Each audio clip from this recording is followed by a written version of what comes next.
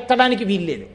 ఎత్తినా ఆ పైనున్నది ఉన్న వస్తువు ఉన్నట్టు కనపడడానికి వీల్లేదు. దశ దిశల దేవతలకి ప్రార్థన చేశాడు, బ్రహ్మ విష్ణు మహేశ్వరుల్ని ప్రార్థన చేశాడు, వనదేవతల్ని ప్రార్థన చేశాడు, పితృదేవతల్ని ప్రార్థన చేశాడు. దివియు భువియును చూచి ప్రార్థించి విపుల శాఖ నాయుధముల వ్రేలగట్టే. వ్రేలాడే శవం ఎలా ఉంటుందో అలా చెట్టు కొమ్మకి కిందకి వేలాడుతున్నట్టు కట్టాడంటే చెట్టు కొమ్మ మీద పెట్టి కట్టలేదు, కిందకి వ్రేలాడేటట్టుగా కట్టాడు. కట్టి ఇప్పుడు దేవతలందరినీ ప్రార్థన చేసి వరం అడుగుతున్నాడు. ఏమా వరం మీరు ఇప్పుడు గమనించండి. వాళ్ళ అజ్ఞాతవాసంలో వాళ్ళు కోరుకున్నటువంటి స్థితిని వాళ్ళు పొందే వరకు లేదా తదనంతరం కానీ వీళ్ళు పాండవులేమో అన్న అనుమానం వస్తే ఎటువైపు నుంచి రావాలి? బుద్ధిలోంచి రావాలి. ఎవడి బుద్ధికి అటువంటి ఆలోచనే రాకుండా ఈశ్వరుడు అన్ని బుద్ధుల్ని పడుకోబెట్టేశాడు అంతే. అది ధియో యో న ప్రచోదయాత్.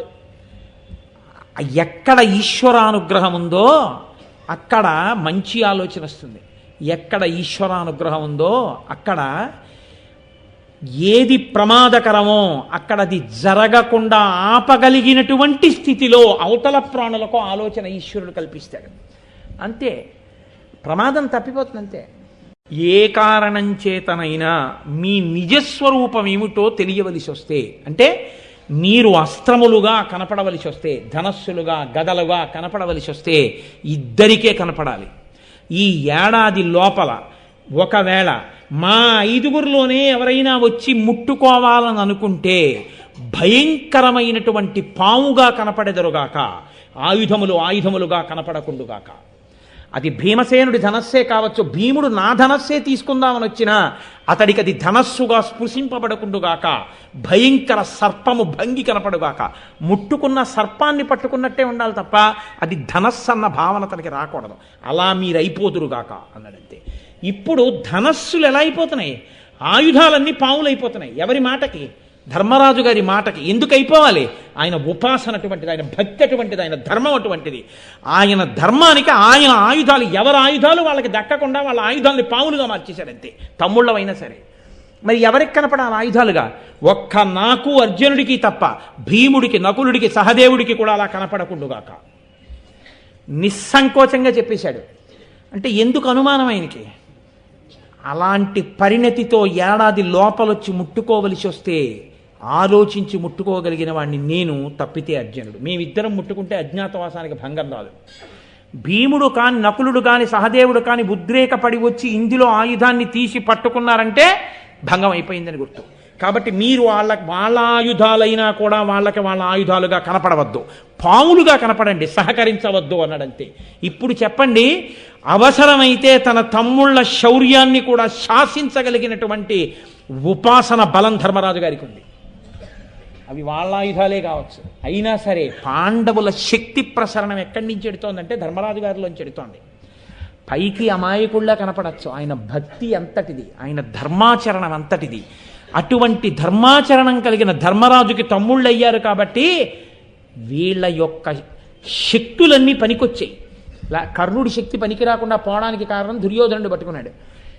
ధర్మరాజు కూడా అంత గొప్పగా వర్ధిల్లాడంటే ధౌమ్యుడికి నమస్కారం చెయ్యబట్టి, ఒక భీష్ముడికి నమస్కరించబట్టి, ఒక వ్యాసుడికి నమస్కరించబట్టి, పురోహితుణ్ణి గురువుని ఆదరించి నమస్కరించిన వాడు వర్ధిల్లుతాడు. ఇంట్లో ఒక్కడు ధర్మమూర్తి ఉన్నా 7 తరాలు సంతోషిస్తాయి. ధర్మం ఎంత గొప్పదో చూపిస్తోంది విరాటపర్వం అని శాసనం చేసి ప్రత్యేకంగా ఒకరి పేరు చెప్తున్నాడు ధర్మరాజు. ఆయనకి మాత్రం మీరు అసలు సహకరించద్దని చెప్పేశాడు. కింద ఉన్నారండి వాళ్ళు, భీముడు, నకులుడు, సహదేవుడు ముగ్గురు వింటున్నారు. ఆయన శక్తి ఏమిటో వాళ్ళకి తెలుసు. కాబట్టి మిన్నకుంటారంతే, మాట్లాడడానికి వీల్లేదు.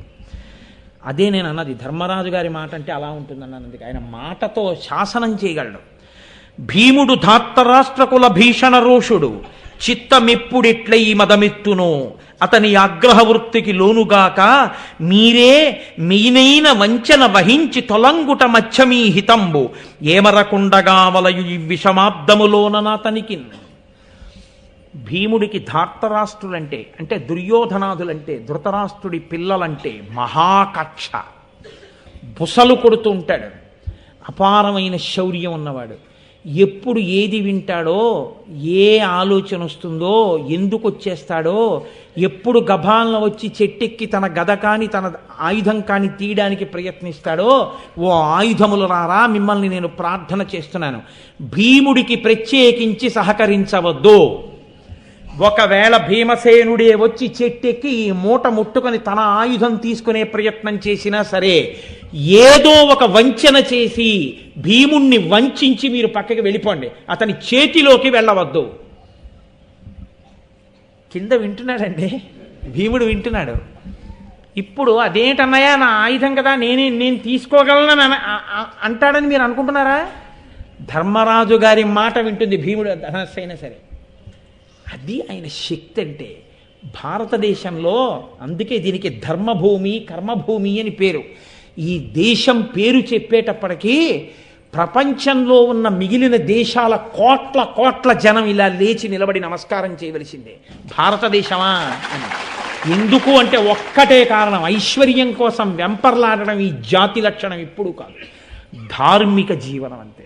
ఒకరికి పెట్టడం, తాను తినడం, ఎంత కష్టమైనా తాను ఓర్చుకోవడం, భగవాడిని కూడా రక్షించి ఔదార్యంతో కాపాడడం, ఇది తప్ప అసలు కొట్టడం అన్నది తెలియదు.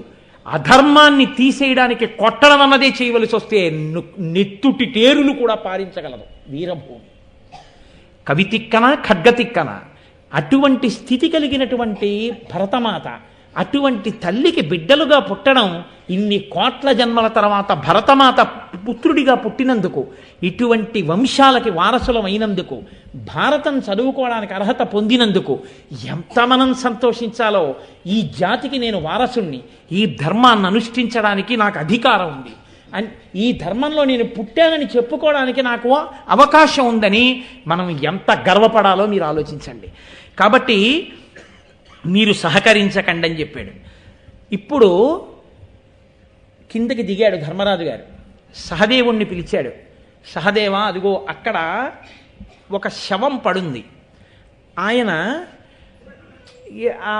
ఉంచవృత్తి అంటారు. ఉంచవృత్తి అంటే తనంత తానుగా బతకడానికి అవకాశం లేక, లేదా దాన్ని స్వీకరిస్తారు. ఉంచవృత్తిని స్వీకరించి పొలాల్లో ఉండేటటువంటి పంట కోసేసి గింజలు దులుపుతారు. దులిపి రాసుల కింద పోసి బస్తాలకెత్తి పట్టుకెళ్ళిపోతూ నేల మీద పడినటువంటి గింజల్ని ఎత్తకుండా వదిలేస్తాడు రైతు. అవి ఏరుకుని బతికేవాళ్ళు కొంతమంది ఉంటారు అని. ఉంచవృత్తిలో ఉన్న వాళ్ళు వస్తారు అక్కడికి. వచ్చి ఆ మట్టిలో ఉన్న గింజలు ఏరుకుంటారు. ఏరుకుని అవి వండుకు తింటారు. వాళ్ళు అందులో ఉన్న బియ్యాన్ని తింటారు. అంటే ఇంకా అంతకన్నా చాలా దయనీయమైనటువంటిది వేరొక వృత్తి ఉండదు. లేదా కొంతమంది అసలు ఎవరి జోలికి వెళ్లకుండా వాళ్ళు వదిలిన అది తిని నేను బతికేస్తాను, ఈశ్వరుడి పాదాలు పట్టుకుని అన్న వాళ్ళు కూడా ఉంచవృత్తి స్వీకరిస్తారు. ఎందుకంటే మహాపురుషులు కొంతమంది అలా స్వీకరించిన వాళ్ళు ఉన్నారు. త్యాగరాజస్వామి ఉంచవృత్తిలో ఉన్నారు, కొన్నాళ్ళగా ఆయన జీవిత చరిత్రలో ఉంది. కాబట్టి ఉంచవృత్తిలో ఉన్న వ్యక్తి అక్కడ పడిపోయి ఉన్నాడు, అతని శవం అలాగే ఉంది. అంటే దహనం చేసిన వాళ్ళు లేరు, అంత్యేష్టి సంస్కారం జరగలేదు. అంటే అంతటి దీనుడు. అతని శవాన్ని జంతువులు కూడా ముట్టుకోలేదు. అంటే అక్కడికి జంతువులు రావు, అంత భయంకరమైన ప్రదేశం. ఒక జింక లాంటిది ఒకటి అక్కడ పడిపోయి ఉంది. జింక లాంటిది అనడానికి కూడా కుదరదు, ఎందుకంటే దానికి ఒంటి మీద మచ్చలు ఉంటాయి. ఒంటి మీద వెంట్రుకలు కలిగినటువంటి ఒక జంతువు కళేబరం అక్కడ పడిపోయింది. దాన్ని ఎవరూ తినలేదు. అంటే నక్కలు మొదలైనవి తినలేదు, కుక్కలు, అంటే అవి కూడా అక్కడికి రావు. కాబట్టి సహదేవుణ్ణి పిలిచి అన్నాడు, నువ్వు ఆ జంతువు యొక్క చర్మాన్ని ఒలిచి తీసుకురా అన్నాడు. ఒలిచి తీసుకొచ్చాడు. ఆ శవాన్ని కూడా ఇలా తీసుకురా అన్నాడు. ఇప్పుడు ఈ శవాన్ని, ఈ చర్మాన్ని పట్టుకుని పైకెక్కి నకులుడు ఆ పెట్టినటువంటి ఆయుధాల మూటకి కలిపి కట్టాడు.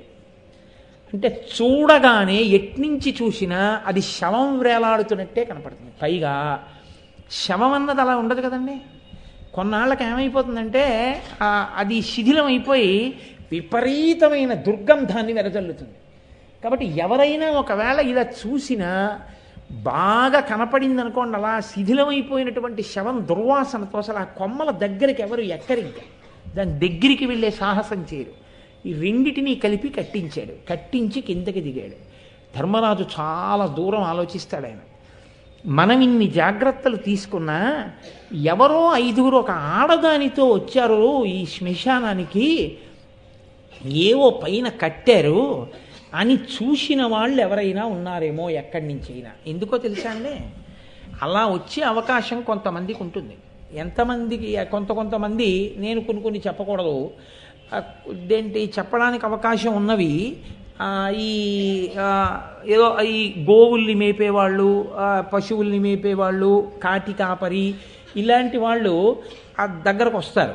వస్తే ఎందుచేతనంటే ఒక ఆవుని మేపేవాడు గభాలని శ్మశానంలోకి వెళ్ళిపోయి గడ్డి ఉంది కదా కింద తింటూ చెట్టు కిందకు పోయింది అనుకోండి, ఆ ఆవు కోసం వాడు రావాలిగా.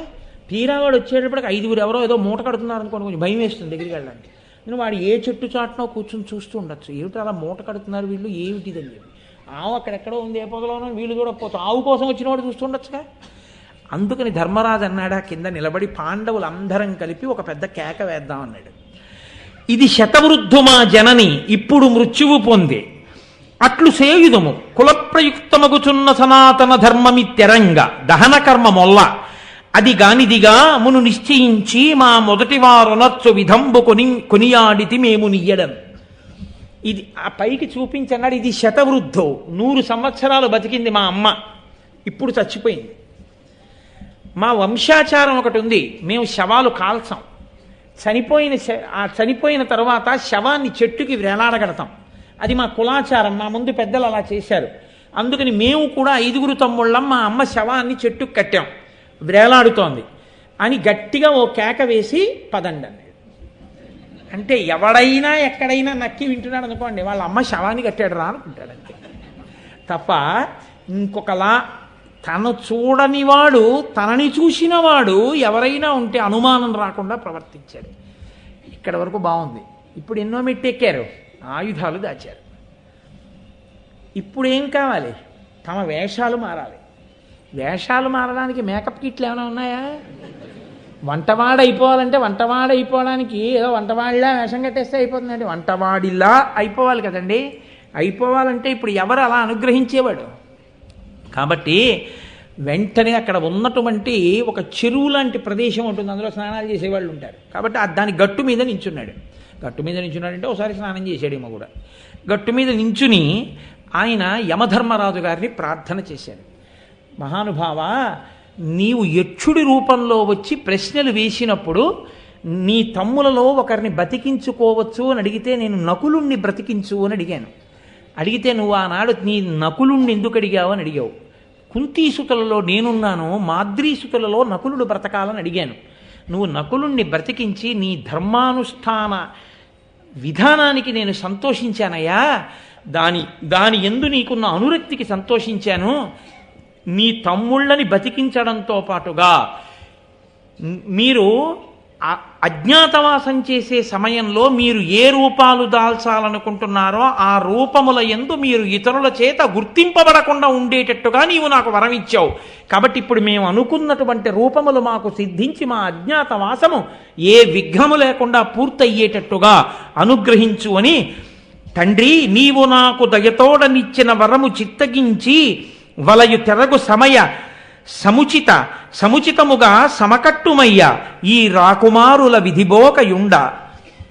స్వామి, మేమందరం కూడా ఏ రూపాలు పొందాలనుకుంటున్నామో దానికి అనుగుణమైనటువంటి ఆభరణాలు, దానికి అనుగుణమైనటువంటి అలంకారములు, దానికి అనుగుణమైనటువంటి వస్త్రములు మాకు కలిగేటట్టుగా అనుగ్రహించి మా అజ్ఞాతవాసం భంగమైపోకుండా మమ్మల్ని నువ్వు కాపాడు అని యమధర్మరాజు గారిని ప్రార్థన చేశాడు. ఇప్పుడు మీకు ఒక విషయం స్ఫుటంగా తెలిసిపోతూ ఉండాలి.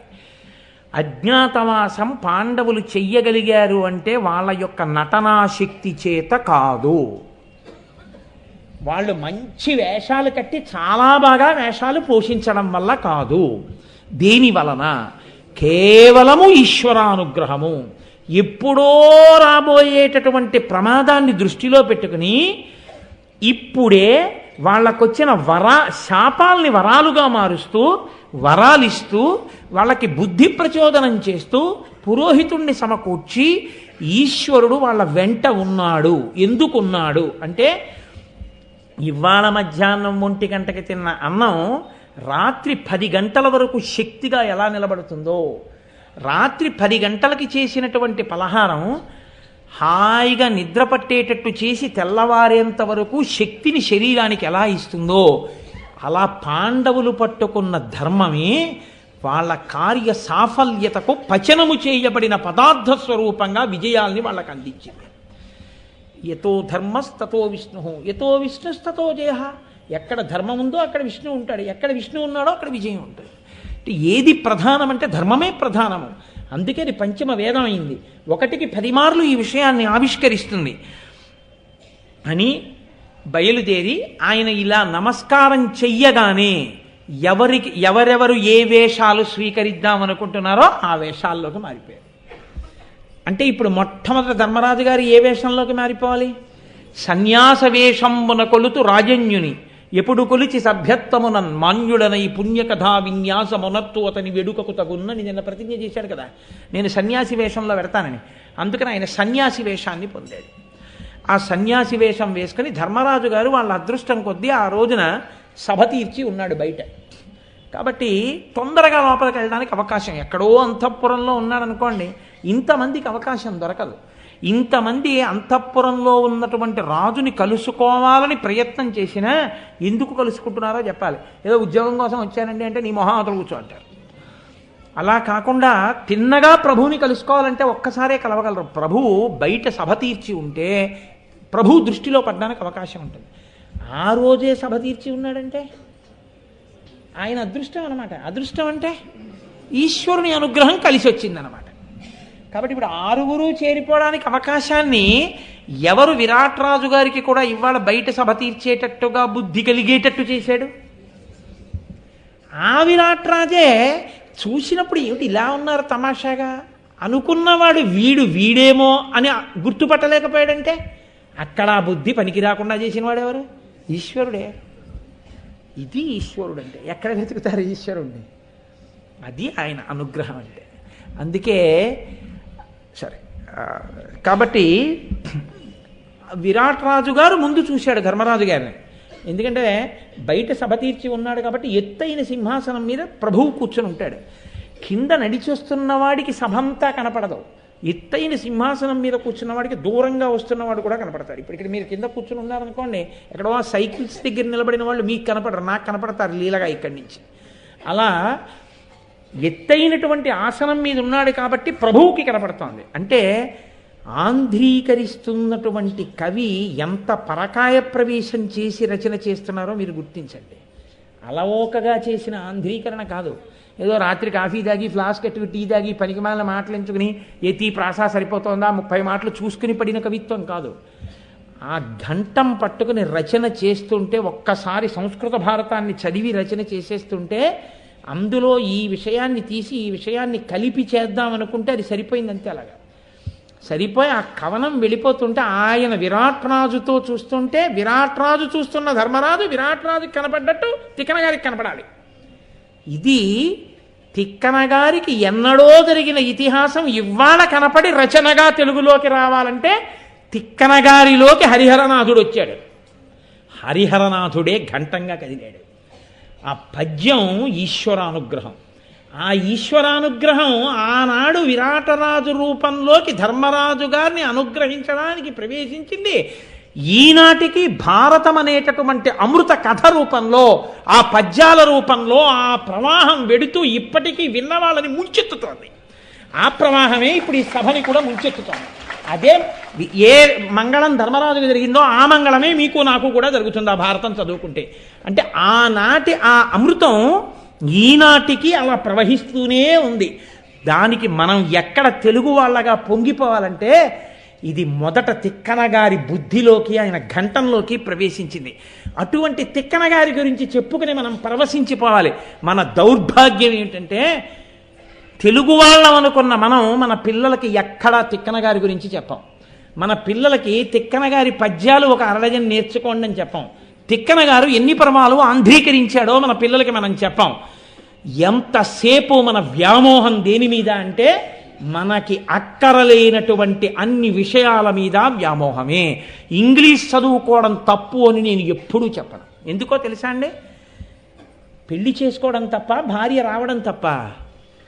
భార్యని తల్లిని పోల్చడం తప్పు. భార్య భార్యే, తల్లి తల్లి. భార్య ఎన్నటికీ తల్లి కాలేడు. తల్లి కావడం కాదు, తల్లి కాలి చిటికిన వేలి గోటి మట్టి కణం కూడా భార్య కాలేదు. తల్లి తల్లి, భార్య భార్యయే. నేను ఇలా చెప్పాను అనుకోండి, నా భార్య బెంగ పెట్టుకోక్కర్లేదు.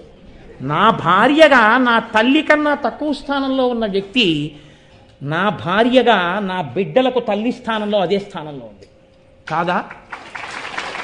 ఎందుకు బెంగ పెట్టుకోవాలి? తల్లి స్థానం తల్లిదే, భార్య స్థానం భార్యదే. భార్యని ప్రేమిస్తే తల్లిని ద్వేషించాలా? తల్లిని ప్రేమిస్తే భార్యని ద్వేషించాలా? ఏం ద్వేషించక్కర్లేదే. నువ్వు తల్లిని పూజించవచ్చు, భార్యని ప్రేమించవచ్చు. వాళ్ళిద్దరూ కలిసి ఉంటే నువ్వు సంతోషించవచ్చు. అలా తెలుగు నీ తల్లి, ఇంగ్లీష్ నీ భార్య.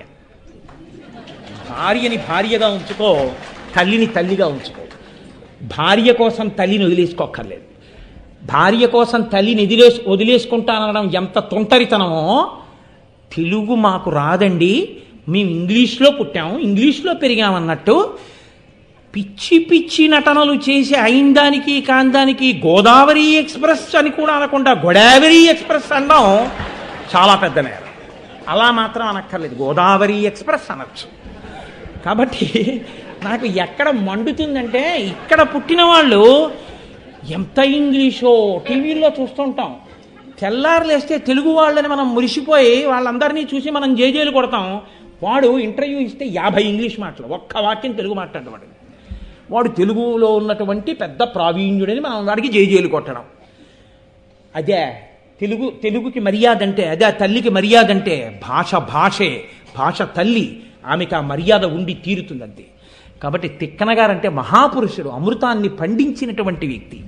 కాబట్టి ఇప్పుడు దూరం నుంచి విరాట్ రాజు గారు ధర్మరాజు గారిని చూశారు. చూసి ఆయన మనసులో అనుకుంటున్నాడు. మీరు చూడండి, ఎప్పుడూ కూడా ఆ విషయం సహజంగా ఉంటుంది లోకంలో.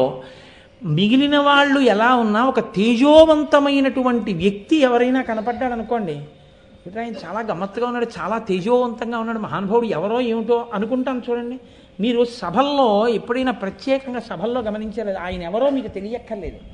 ఒక్కొక్కసారి ఆయన వస్తుంటే ప్రయత్నం లేకుండా అందరు ఇలా నమస్కారం చేస్తారు. తర్వాత తెలుస్తుంది ఆయన ఫలానాన్ని. ఆ తేజస్సు మనిషి వెంట వెడుతూ ఉంటుంది. అలా ధర్మరాజుని చూడగానే దవ్వుల చూచి మచ్చ వసుధాపతి చనుదించుచున్నవాడెవ్వడో నాదు చుట్కులకు ఎంతయు వ్రేగయితోచి ఎట్లి తండి విధి పొందెనో జగములెల్లను ఏలగ చాలు తేజము ఆ మువ్వురతోడి జోడియగు మూర్తి యతీంద్రుని యొప్పుగంటిరే అన్నాడు. ఇది ధర్మరాజు సన్యాసి వేషాన్ని మేకప్ మ్యాన్ వేయలేదు, సాక్షాత్ యమధర్మరాజు గారు వేశాడు. ఏమండి, అందులోకి ఫిట్ అయ్యాడా? యమధర్మరాజు గారు సన్యాసి వేషం వేసి పంపిస్తే సన్యాసిలా కనపడుతున్నాడా? మీరు బాగా గుర్తుపెట్టుకోండి, సన్యాసిగా వైరాగ్యంతో అవుతారు. ఎంత పెద్ద పదవులు ఉన్నవాడు, ఎంత విజ్ఞానం ఉన్నవాడు వైరాగ్యంతో సన్యాసిద్దాం అనుకుంటే కాషాయం కట్టుకుని వెళ్ళిపోతాడు అంతే. కానీ ధర్మరాజు గారు సన్యాసిలా వస్తుంటే విరాట్ రాజు గారికి అలా కనపడలేదు. అంటే అనుమానం అన్నది వచ్చిందా? ఇలా అంటున్నాడు, నిజమేనా ఇతను చెప్పేది, గూఢచారుల్ని పెట్టండి అనేంత అనుమానంగా మాత్రం మారకుండా ఎవరు అడ్డుపడ్డారు? ఈశ్వరుడు. అది నేను మీతో మనవి. అసలు ఆయన్ని చూడగానే ఎవరో సన్యాసి వస్తున్నాడు చూడండి అన్నారు అనుకోండి, అవమానం కదండి. తేజోవంతమైనటువంటి సన్యాసి మహానుభావుడు అని చెప్పినా కూడా అప్పుడు ఆయనతో మాట్లాడేటప్పుడు ఆయన మాటలు వెంటనే అంగీకరించాలనేటటువంటి స్పృహ కలిగి ఉండాలన్న నియమం ఏముంది? మీకు ఇక్కడ ఒక ఆశ్రమం ఏర్పాటు చేస్తాను, చక్కగా అందులో ఉండండి మీరు అనొచ్చు, అంతఃపురంలో ఉండడానికి అవకాశం ఇవ్వకపోవచ్చు. కాబట్టి ఆయన చెప్పింది ఒప్పుకునేటట్టే తప్ప అంతకన్నా బుద్ధిలో అనుమానం పెరగకుండా జరిగింది అంటే ధౌమ్యుడి అనుగ్రహం, పాండురాజు గారి ధర్మం, ఈశ్వరుడి యొక్క అనుగ్రహం. అంటున్నాడు, దవ్వుల చూచి మచ్చ వసుధాపతి చనుజంచుచున్నవాడెవ్వడో నాదు చుట్కులకు ఎంతయు వ్రేగయితోచే ఎట్లి తండి విధి పొందెనో. ఎంత తేజస్సుతో ఉన్నాడు రా! ఎందుకు ఇలా ఇతను సన్యాసిగా అయిపోయాడు? జగములెల్లను ఏలగ చాలు తేజము. ఒక రాజ్యం కాదు, జగత్తులన్నింటినీ పరిపాలించగలిగినటువంటి తేజస్సు కనపడుతోంది. చక్రవర్తి అయితే ఏదో ఓ భూమండలాన్ని పరిపాలిస్తాడు, ఇతను మొత్తం జగత్తుల్ని పరిపాలించగలిగిన వాళ్ళ కనపడుతున్నాడు. ఆ ముగ్గురితోటి జోడియగుమూర్తి, ఆ ముగ్గురున్నారే వాళ్ళతో సమానంగా ఉన్నాడన్నాడు. ఎవరా ముగ్గురు? బ్రహ్మ, విష్ణు, మహేశ్వరుడు. చూశాడు ఆయన? చూడక్కర్లేదు. వెనకటికి సరే ఎందుకులేండి, కానీ ఆ ముగ్గురితోటి సమమగుమూర్తి అంటే బ్రహ్మ, విష్ణు, మహేశ్వరులు ఎంతటి తేజోమూర్తులై ఉంటారో అంతటి తేజోమూర్తిగా ఉన్నాడు మహానుభావుడు. అంటే సాక్షాత్తు పరమేశ్వరుడిగా కనపడుతున్నాడు. అలా పరమేశ్వరుడిగా కనపడాలంటే ఒక్కటే కారణం, ఆయన ధర్మం. ఆయన ఏ ధర్మాన్ని పట్టుకున్నాడో అది ఆయనతో ఉన్న వాళ్ళని కూడా కాపాడేస్తోంది. యతీంద్రుని యొప్పుగంటిరే, సభలో ఉన్న వాళ్ళందరూ తన వంక చూసి తను ఎవరికి ఏమైనా ఉపకారం చేస్తాడో అని చూస్తున్నారు.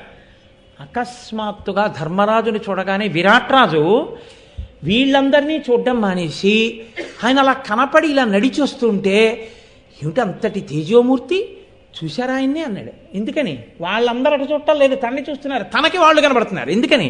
సభ ఇలా ఉంటుంది, తనటు చూస్తుంటాడు, వాళ్ళందరూ తన్ని చూస్తున్నారు. వాళ్ళందరూ అటు చూస్తూ ప్రభు ఒక్కడు వాళ్ళని చూస్తున్నాడు అనుకోండి, అసహ్యంగా ఉంటుంది సభ. ఎవడు తనని లెక్క పెట్టేవాళ్ళు లేడని కదా గుర్తు. అందుకదే కదా అదేంటి తుమ్ము హాసంబు నిష్ఠీవనంబు గుప్త వర్తనములుగా జరుపవలయో నృపతి కొలువున్న ఎడల అన్నాడు ధౌమ్యుడు. ప్రభు వంక చూడమన్నాడు. మరి అందరూ అటుపక్కకి చూస్తుంటే ఈయనొక్కడు వీళ్ళందరినీ చూస్తుంటే అసహ్యంగా ఉండదు సభ. అంటే వాళ్ళందరూ ఈయన వంక చూస్తున్నారు, ఈయనొక్కడు అప్పటి వరకు చెప్తున్నది అప్పటి వరకు చేస్తున్నది మరిచిపోయి అరే చూడండి ఎంత తేజోమూర్తో ఎలా వస్తున్నాడో అన్నాడు. ఇప్పుడు ప్రభువే ఆ మాట అంటే అందరూ ఏం చేస్తారు? ఒక్కసారి సభ అంతా అటు చూసింది. అటు చూసిన తర్వాత అలా అంటారేడే తేజోమూర్తి అండి అంటే మిగిలిన వాళ్ళు ఏమనాలి? ఇలా చూసి ఆ పిచ్చిరాజు అలాగే అంటుంటాడు అందరినీ అనుకోవాలి. అలా చూడగానే నిజంగా అంత తేజస్సు కనపడింది అనుకోండి, ఉత్తర క్షణంలో మనిషి యందు ఒక ప్రతిస్పందన ఉంటుంది. ఏమిటి ఆ ప్రతిస్పందన అంటే, మనందరం ఇలా కూర్చుని మాట్లాడుకుంటున్నాం అనుకోండి, ఇలా కూర్చుని మాట్లాడుకుంటుంటే ఓ చేతిలో కమండలం పట్టుకుని, ఓ చేతిలో సత్యదండం పట్టుకుని, పావుకోళ్ళు వేసుకుని, తలమించి కాషాయ వస్త్రం ఏకవస్త్రం కట్టుకుని ఒడిలిపోయి ఉరప్పంజరం పైకి కనపడుతూ ఇంత విభూతి పెట్టేసుకుని, ఇంత కుంకంబొట్టు పెట్టుకుని, చేతిలో సత్యదండంతో టక్కున పావుకోళ్ళు చప్పుడవుతూ చంద్రశేఖరేంద్ర సరస్వతి స్వామి వారిలా వచ్చారనుకోండి, నా నోటి వెంట ఇంకా ప్రసంగం జరుగుతుందండి. మీరెవరైనా నా గురించి చూస్తారా చెప్పమని? మీరు ముందు ఏం చేస్తారా? ఆయన అలా చూడడం, వస్తున్నట్టు చూడగానే గభాలను లేచి నిలబడతారు ఇలాగ.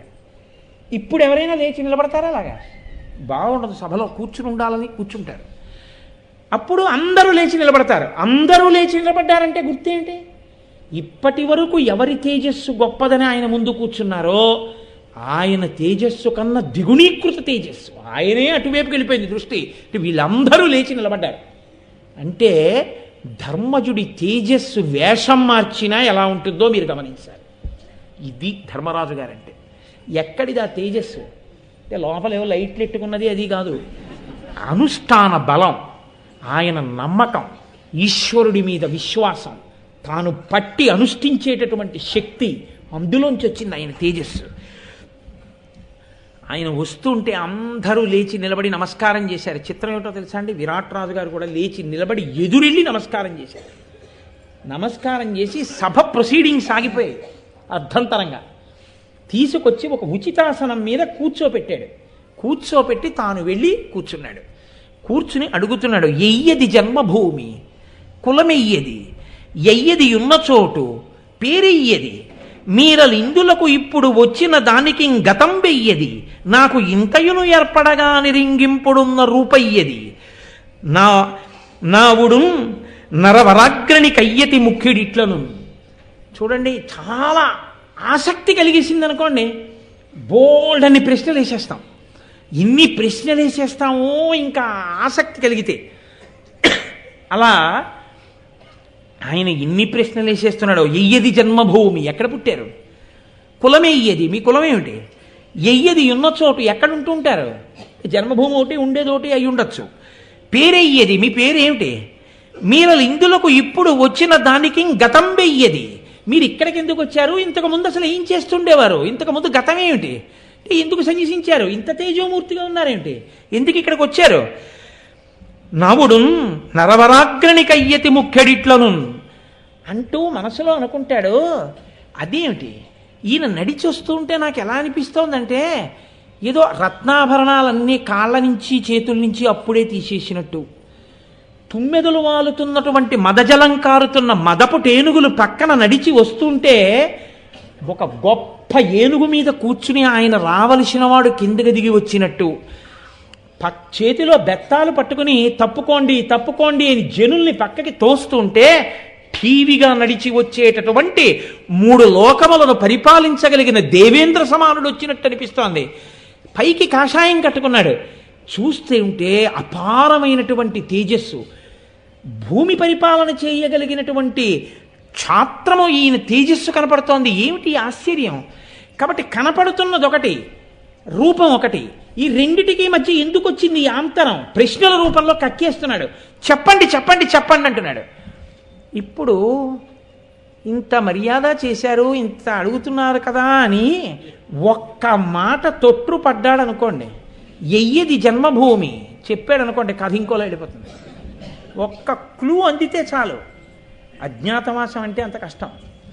పేరెయ్యేది, కులమెయ్యేది, ఇంతకు ముందున్న చోటెయ్యేది, ఇవన్నింటిలో ఏ ఒక్క ప్రశ్నకైనా జవాబు చెప్పాడు అనుకోండి, అక్కడి నుంచి ఇంతకుముందు ఏదో బలనా ఏలూరులో ఉండేవాళ్ళం అండి. ఏలూరులోనా? మోతే సుబ్బారావు తెలుసా అంటాడు. కాబట్టి ఇప్పుడు దేనికి జవాబు చెప్పకూడదు. అడుగుతున్నవాడు ప్రభువు అత్యంతాసక్తితో అడుగుతున్నాడు. కోపం వస్తుంది సరిగ్గా చెప్పకపోతే. కాబట్టి చెప్పని వాడిలా ఉండకూడదు, చెప్తున్న వాడిలా ఉండకూడదు. చెప్పాలి, చెప్పకూడదు. చెప్పి చెప్పకుండా ఉండి అలా చెప్పడం ఆయన సహజంగా ఉండాలి. ఇలా చెప్పాలి. ఇది ధర్మరాజు గారికి చెప్పడం. ఎంత ఆలోచించుకోవడానికి సమయం లేకుండా ఎంత జాగ్రత్తగా చెప్పాలో చూడండి. ఆయన అన్నాడు, ఉన్న రూపు పలుకు కన్నరులెక్కడ కలరు, తోచినట్లు పలుకు పలుకనైన చందమయ్యే, అంతీయ కాకుండా పట్టి చూడగలరే ఎట్టివారు. ఆయన ఏ వేషం కట్టాడండి? సన్యాసి వేషం కట్టాడు. సన్యాసి అంటే ఏమిటి? పూర్ణ వైరాగ్యంతో ఉంటాడు. ఈ లోకంలో ఉన్న వాళ్ళందరూ ఎప్పుడు ఏమడుగుతుంటారు? ఏమంటే మీ పేరేంటండి, మీ ఊరేంటండి, ఎక్కడ ఉంటారండి అంటారు. సన్యాసి ఏమనుకుంటాడు? ఇది శాశ్వతమైన శరీరం, ఇది నేను కాదు. ఎవరు శాశ్వతం? ఆత్మ శాశ్వతం. ఆత్మకి ఊరేమిటండి? ఆత్మ సర్వవ్యాపకం. దానికి పుట్టుకేమిటి? పుట్టిన జన్మభూమి ఒకటి ఉంటుందా? దానికి జన్మభూమి ఉండదు. పోనీ అది ఇప్పుడు జన్మభూమి కాదు, ఇక్కడ ఉందని చెప్పడానికి ఉంటుందా? ఆత్మ అంతటా ఉంటుంది. ఏమిటో ఈ జనులు ఇలా వెర్రి ప్రశ్నలు వేస్తూ ఉంటారు. ఎవరు సరిగ్గా మాట్లాడరు. అసలు సత్యం గురించి ఎవడో మాట్లాడేవాళ్ళు లేడు. అసత్యమైన శరీరం గురించి అందరూ మాట్లాడతారు అని కదా సన్యాసి మాట్లాడతాడు. విరాట్ రాజు గారు వేసిన ప్రశ్నలన్నిటినీ కూడా సన్యాసి మాట్లాడే వైరాగ్యంలోకి తోసిపారేశాడు ధర్మరాజు గారు. తోసేసి ఎంత చమత్కారంగా చెప్పాడో తెలుసా అండి? చాలా వైరాగ్యం ఉన్నవాళ్ళే అన్నాడు. ఉన్న రూపు పలుకు కన్నరులు ఎక్కడ కలరు. ఉన్నది ఉన్నట్టుగా చెప్పేవాడు ఎవడయా? అసలు ఉన్న రూపం చెప్పేవాడు ఎవడుంటాడు అంటే నేను ధర్మరాజుని చెప్తానా అని ఒక జవాబు. సన్యాసి కాబట్టి అసలున్నదేది? సత్. ఆ ఉన్నది కేవలం ఆత్మ. ఆత్మ ఉంటే శరీరం ఉందంటాడు. బంగారం లేకుండా నగలు ఉండవు, నగలు లేకుండా బంగారం ఉంటుంది. ఆత్మ లేకుండా శరీరం ఉండదు, కానీ శరీరం లేకుండా ఆత్మ ఉంటుంది. కానీ నేను ఆత్మ అన్నవాడు ఉండడు, నేను శరీరం అన్నవాడే ఉంటాడు. లోకంలో ఎవడు చూసినా కోటేశ్వరారు అంటే ఇదేనండి అంటాడు. కాబట్టి అంతేగాని కోటేశ్వరారు అంటే ఆత్మ అండి, ఆత్మకి పుట్టుకేమిటండి, నాకు పుట్టినరోజు ఏమిటండి అలా ఎవరంటారండి? భగవాన్ రమణులు లాంటి జ్ఞాని అయితే అన్నారు. భగవాన్ మీరు శరీరం వదిలిపెట్టేస్తారేమో భయంగా ఉంది, మీరు మమ్మల్ని వదిలిపెట్టి ఎక్కడికి వెళ్ళిపోతాడో అని భయంగా ఉందన్నారు. వెళ్ళిపోవడానికి నాకు చోటే ఉందన్నారు ఆయన. వెళ్ళిపోవడానికి చోటే ఉంది. నేను ఆత్మ, నేను సర్వవ్యాపకుణ్ణి, ఎప్పుడూ అంతటా ఉన్నాను, ఎప్పుడూ ఉంటాను. ఇదంటారా? ఎప్పుడు ఉండనిది. ఇందులో గుడారంలో ఒంటెని కట్టినట్టు ఇందులో పెట్టారు. ఇది పడిపోతే అంతటా ఉంటాను. అప్పుడు ఉన్నాను, ఇప్పుడు ఉన్నాను, ఎప్పుడు ఉంటాను. నేను వెళ్ళిపోవడం ఏంటి? అదో అమాయక ప్రశ్న అన్నారు ఆయన. అంటే సత్యం తెలుసుకున్నవాడు అలా ఉంటాడు. సత్యం తెలుసుకున్నవాడికి వైరాగ్యం ఉంటుంది. వైరాగ్యం ఉండి సత్యం తెలుసుకుంటాడు. కాబట్టి సన్యాసి ఎలా మాట్లాడాలో అలా మాట్లాడేస్తే సహజం కదండి, అలాగే మాట్లాడతారు వాళ్ళు. ఆయన అలా మాట్లాడాడు చూడండి, ఎంత వైరాగ్యమో ఎంత జ్ఞానమో అంటారు. కానీ ఏంటంటే అడిగిందని జవాబు చెప్పరు అంటారు. ఏంటి అలా ఎవరు అనరు. నాకు పేరేమిటి, నాకు ఊరేమిటి, ఓ సన్యాసిని అలా తిరుగుతూ ఉంటానండి అన్నారు అనుకోండి, అంతకన్నా మనం అనకూడదండి, మహానుభావుడు చాలా మంచివాడు, ఇంకో 2 పళ్ళెట్టండి అంటారు కదా. కాబట్టి అంత అందంగా మాట్లాడాడు ఆయన.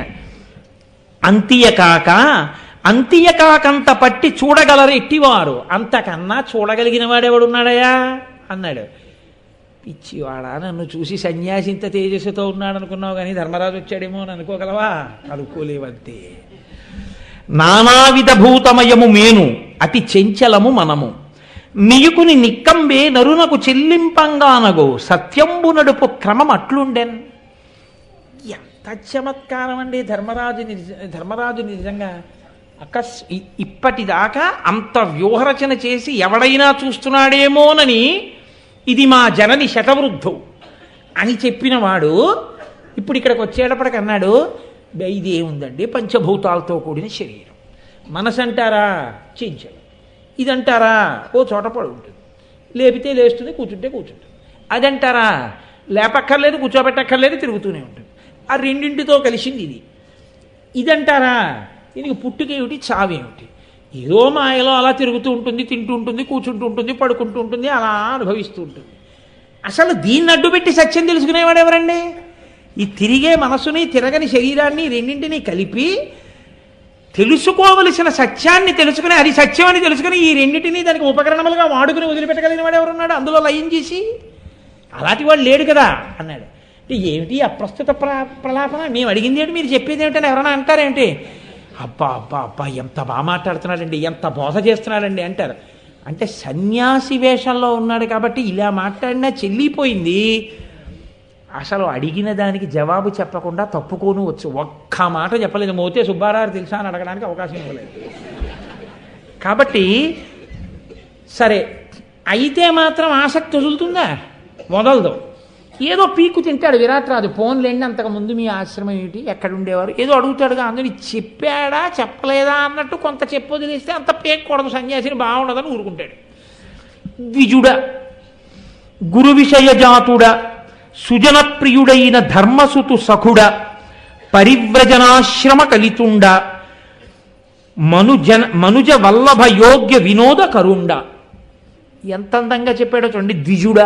ద్విజుడు అంటే 2 మాటలు పుట్టినవాడు. క్షత్రియుడిగా పుట్టాను, సన్యాసిగా వేషం కట్టాను. కాబట్టి సన్యాసి అయ్యారు కాబట్టి 2వ మాట కాదు. వేషం కట్టినా ఆ వేషం అంత గొప్పది కాదు. యజ్ఞోపవీతం వేసుకున్నాడు కాబట్టి ఉపనయనం జరిగింది కాబట్టి ద్విజుండ, సత్యమే చెప్తున్నాడు. గురు విషయ జాతుడ, ఎప్పుడూ కూడా గురువులంటే చాలా ప్రీతి కలిగినటువంటి వాడిని, భక్తి కలిగిన వాడిని. సుజనప్రియుడైన ధర్మసుతు సఖుడ, మంచివాళ్ళంటే ఇష్టపడేటటువంటి ధర్మరాజు గారి యొక్క స్నేహితుణ్ణి. మంచివాళ్ళంటే ఇష్టపడే ధర్మరాజు గారి స్నేహితుణ్ణి అంటే నువ్వు ఇష్టపడకుండా ఉంటే నువ్వేమవుతావు ఇప్పుడు నా మాటలకి? అంటే ఎంత చమత్కారం చూడండి అందులో. అంటే ఆ జవాబు చెప్పడంలో ఇంకా అవతలవాడు మళ్ళీ ఇంకో ప్రశ్న వేయడానికి అవకాశం లేకుండా తలుపులు మూయడం. అందుకని సుజనప్రియుడైన ధర్మసుతు సఖుడ పరివ్రజనాశ్రమ కలితుండ, సన్యాసాశ్రమ ధర్మంలో ప్రస్తుతం ఉన్నవాణ్ణి. మనుజ వల్లభ యోగ్య వినోద కరుండన్. మరి నా దగ్గరికి ఎందుకు వచ్చారు అంటావేమో. నాకు రాజులకు ఇష్టమైనటువంటి ఆటలు రాజులతో ఆడడం అంటే నాకు ఇష్టం, అందుకు వచ్చాను. అసలు ఆయన ఆడుతున్న ఆట వేరు, రాజులకు ఇష్టమైన ఆట. ఇప్పుడు ఇక్కడ నీతో రాజులకు ఇష్టమైన ఆట ఆడతానంటే ఏంటి? బయట ఇతర పనులు ఏం చేయను, నీతోనే కలిసి ఉంటాను, నీతో సమానంగా ఉంటాను, నీతో పాటు ఆడుతూ ఉంటాను. రాజులు ఆడే ఆటలు ఇష్టమైనవి ఏం ఆడతావు నాతో అంటాడేమోనని నాకు ద్యూత క్రీడ వచ్చు, నేను పాచికలు వేస్తాను. రాజులతో సంతోషంగా నా పాచికలు ఆడి వాళ్ళని ముప్పిరిగొనేటట్టు చేస్తాను. ధర్మరాజు గారు నాతో పాచికలు ఆడుతుండేవాడు, నా దగ్గర రకరకాల పాచికలు ఉన్నాయి. అంతేకాదు నాకు నీతి శాస్త్రం బాగా తెలుసు, నా పేరు కంకుడు అంటారు అన్నాడు. కంకుడు అంటే కంకుడు అంటే యమధర్మరాజు గారు, కంకుభట్టు అంటే ఆత్మావై పుత్రనామాసి యమధర్మరాజు గారి కొడుకు కాబట్టి సరిపోయింది అక్కడ. అందుకని నా పేరు కంకుడు, అందుకని కంకుభట్టు అని పిలుస్తారు. ధర్మరాజు గారు అలా పిలిచేవాడు. మహానుభావుడు ధర్మరాజు, ఎంత యోగ్యుడు. కానీ అడవులు పట్టి వెళ్ళిపోయాడు, అజ్ఞాతవాసానికి వెళ్ళాడు. అరణ్యవాసం అయిపోయి అజ్ఞాతవాస సమయం ఆసన్నమైంది అన్నారు. మరి ఎక్కడున్నాడో ఏమో ఇప్పుడు. కాబట్టి నేను ఒక్క సంవత్సరం పాటు మళ్ళీ ధర్మరాజు గారు బయటికి వచ్చేంత వరకు నీతో కాలం గడుపుదామని వచ్చాను. నీకు ఇష్టమైతే నీతో ఉంటాను, నాకు వచ్చినవి ఇవి, నీకు పుణ్య కథలు చెప్తాను, చక్కగా నీతో ఒక్క సంవత్సరం ఉంటాను, నీకు ఇష్టమేనా అని అడిగాడు. అంటే విరాట్ రాజు గారు అన్నారు, నాకు ఇష్టం కాదు, నేను ఉంచుకోను. మరి ఏం చేస్తావు అంటే, వెలయగ మత్స్యరాజ్య పదవీ పరిపాలన చేయగా మదిం తలచుట ఎంతయం ప్రియము, తమ్ములు పుత్రులు బంధులు ప్రధానులు బలంబు నేను సుమనో విభుతుల్యుడవైన నిన్ను మిక్కిలి యగు భక్తి కొల్చి కృతకృత్యత బొందుదు అట్లు చేయవే. నీవు మత్స్యరాజ్య సింహాసనం మీద కూర్చో, నీ తేజస్సు చూస్తే 3 లోకాలు పరిపాలించగలిగిన వాళ్ళే ఉన్నావు, నీకు పట్టాభిషేకం చేస్తాను.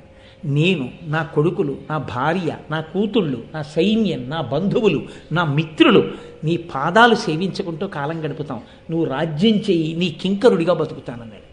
అంటే ఇంత మాట ఒక ప్రభు అన్నాడు అంటే అవతల వాడి తేజస్సుని ఎంత గుర్తించాడో మీకు అర్థమైపోవాలి. అంత నమ్మినవాడు వేషం కట్టి ఏ రూపంలో ఎందుకు వచ్చాడో అని ఇంకొక రకంగా కూడా అనుమానం వెళ్ళొచ్చుగా. ఏ ఆనుపాను కనిపెట్టడానికి వచ్చాడో, ఏ ప్రమాదం వస్తుందో, కాబట్టి నా దగ్గర ఉంచుతాను కానీ జాగ్రత్తగా ఇతని చర్యలు కనిపెట్టండి అని ఎవరిని నియోగించలేదంటే, అక్కడికి వచ్చేటప్పటికి ఆ ఆలోచన అక్కడతో ఉండిపోయింది తప్ప అంతకన్నా అనుమానంగా మారలేదు అంటే అదే ఈశ్వరత్వం. అక్కడ ఈశ్వరుడు అడ్డుపడ్డాడు. ధర్మరాజు గారి గౌరవం నిలబడిపోయేటంతగా అనుమానం వచ్చింది. ఆ అనుమానం ధర్మరాజు గారి కార్యభంగం అయ్యేటంత స్థాయిలో పెరగకుండా అడ్డుపడింది.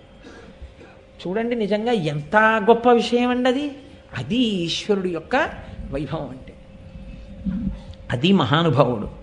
ఈ మాట చెప్తే ధర్మరాజు అన్నాడు, నీకు అంతఃపురం ఇస్తాను, సింహాసనం ఇస్తాను, హంసతూలిక తల్పాలు ఇస్తాను, గజవాహనం ఇస్తాను, రథాలు ఇస్తాను, హాయిగా చేతిలో ఖడ్గం పట్టుకో, సింహాసనం మీద కూర్చో, పరిపాలన చెయ్యంటే ఏను హవిష్యము కుడుతును భూనాయక నాకు శయ్య భూమియ ఇమ్మై భూని వ్రతంబు సలిపెడు వానికి ఇన్నియును ఇట్లు వలయున చెప్పుమా. ఏమిటో విరాట్ రాజా, నువ్వు నాకు రాజ్యం ఇస్తానంటావు, సింహాసనం ఇస్తానంటావు, హంసతూలికా తల్పాలు ఇస్తానంటావు, అంతఃపురాలు ఇస్తానంటావు, నాకెందుకయా, నేను హవిష్యం తింటాను. అంటే యజ్ఞంలో వాడేటటువంటి అన్నం ఏది ఉంటుందో ఆ అన్నమే నేను తింటాను. నేను భూశయనం చేస్తాను, నేల మీద పడుకుంటాను, ప్రభువులు పడుకున్నట్టు హంసతూలికా తల్పాల మీద నేను పడుకోను.